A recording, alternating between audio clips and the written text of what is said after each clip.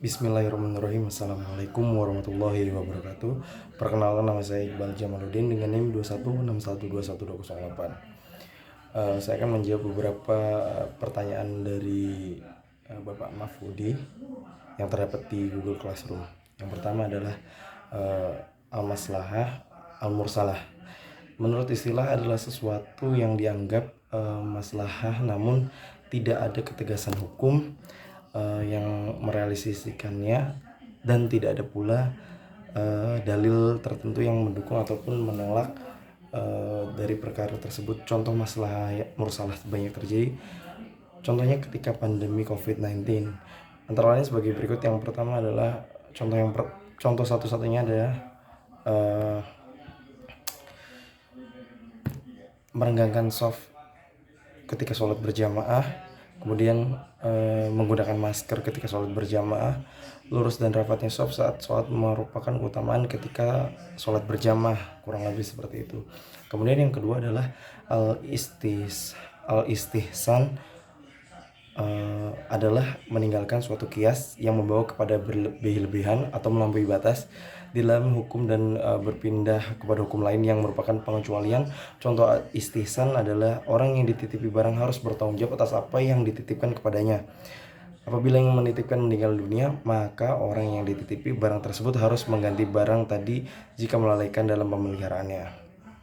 Kemudian yang ketiga adalah qaul sahabi. Qaul sahabi adalah perihal satu orang sahabat yang mengemukakan sebuah pendapat kemudian menyebar di kalangan sahabat lainnya tanpa diketahui seorang sahabat pun yang menentang qaul sahabi menjadi eksis sebagai salah satu rujukan hukum Islam sejak masa tabi'in.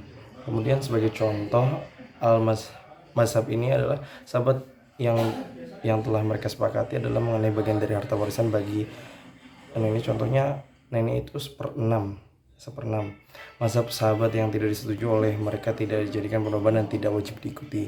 Kemudian yang keempat adalah sad'u al-zari'ah, adalah penghambat segala sesuatu yang menjadi jalan kerusakan. Objek al-zari'ah ditinjau dari segi akibatnya dibagi menjadi 4. Yang pertama itu adalah perbuatan yang mengakibatkan menimbulkan kerusakan atau bahaya. Yang kedua adalah perbuatan yang jarang menimbulkan kerusakan atau bahaya. Suatu perbuatan yang memang pada dasarnya pasti menimbulkan kerusakan atau mafsadah. Hal ini misalnya mengonsumsi minuman keras yang bisa mengakibatkan mabuk, dan perbuatan zina yang menimbulkan ketidakjelasan asal-usul keturunannya. Kemudian pertanyaan yang kelima adalah dalalah iktiron, adalah dalil-dalil yang menunjukkan kesamaan hukum terhadap sesuatu yang disebutkan bersamaan dengan sesuatu yang lain. Contohnya itu adalah dari dalalatul iktiron adalah terdapat di dalam surah An-Nahl ayat ke-8. Dalam ayat tersebut sebagian ulama berpendapat bahwa tidak wajib zakat karena beriringan penyebutannya dengan harta yang tidak wajib zakat.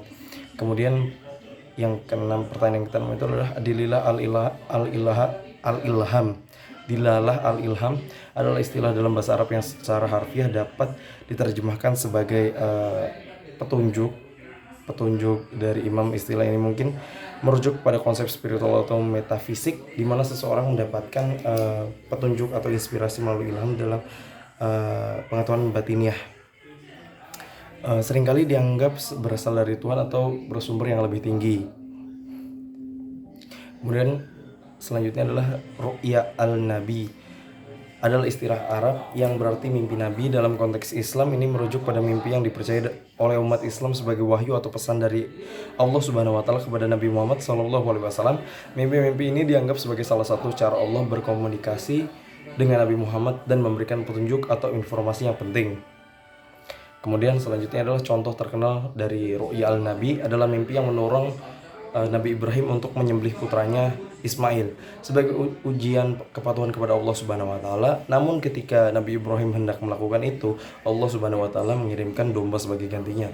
Ini dianggap sebagai contoh penting dari komunikasi langsung antara Allah Subhanahu wa taala dan salah satu nabi melalui mimpi.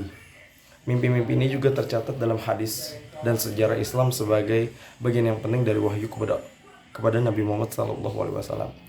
Syaru al-Qablana adalah istilah Arab yang berarti puisi dari orang-orang sebelum kita, merujuk pada warisan sastra puisi di masa lampau yang memiliki nilai dan pengaruh tradisi sastra dan budaya.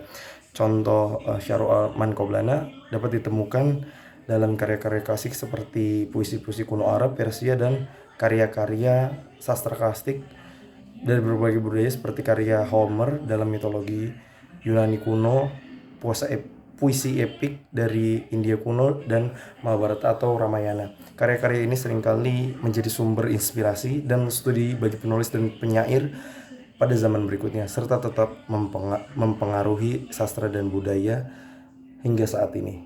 Mungkin cukup sekian dari saya. Wabillahi taufiq wal hidayah. Wassalamualaikum warahmatullahi wabarakatuh.